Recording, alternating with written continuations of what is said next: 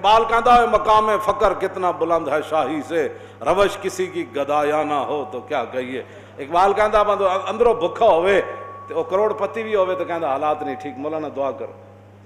تو ہر شاید پیسے کھا دیں تو ہوں مندر بنا کے کہڑے پیسے کھانے نے وہ سانو ہی دسو، اور بت پرستیاں کر کے تو بت پرستیاں کروا کے تو کہڑے پیسے کھانے نے وہ سانو بھی دسو۔ وہ قوم نو اسی اپیل کریں گے تو وہ منہ بھر دیں گے۔ اتنا اگے نہ جاؤ، یہود و نصارہ کل یہ بھی کہنا ہے کہ نہیں نہیں نہیں نہیں، مسجد دے کونے چ بھی ایک کمرہ بڑھاؤ جتھے مسلمان مسجد عبادت کرن تے بت پرست نال والے کمرے وچ۔ ہاں کل انہیں یہ بھی کہنا ہے، کل انہیں یہ بھی کہنا ہے کہ قرآن مسجد دے جس طرح تجھ رکھتے ہو نا باریاں جتے، ایک دو اور باری بناؤ جتے باقی مذاہب دیاں کتاباں بھی رکھو۔ انہیں اتنے رکنا کوئی نہ نے، گل یاد رکھو تے بہتر ہے اج انہاں دے سامنے کھڑے ہو جاؤ۔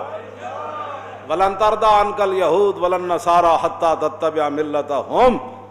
اور سورہ مومنون اللہ نے فرمایا کان تسی بھی سارے کھول کے سنو، سانو بھی جڑے مشورے دیندے رہندے ہو کہ نہیں نہیں نہیں مولانا صاحب حالات نہیں ٹھیک، اللہ تعالیٰ نے فرمایا وَلَوِ اتَّبَعَ الْحَقُّ أَهْوَاءَهُمْ لَفَسَدَتِ السَّمَاوَاتُ وَالْأَرْضُ وَمَنْ فِيهِنَّ، کہ اگر حق جڑا حق اسلام انہاں دی خواہشات دی پیروی کرے جو او چاہندے جو او چاہندے وَلَوِ اتَّبَعَ الْحَقُّ أَهْوَاءَهُمْ۔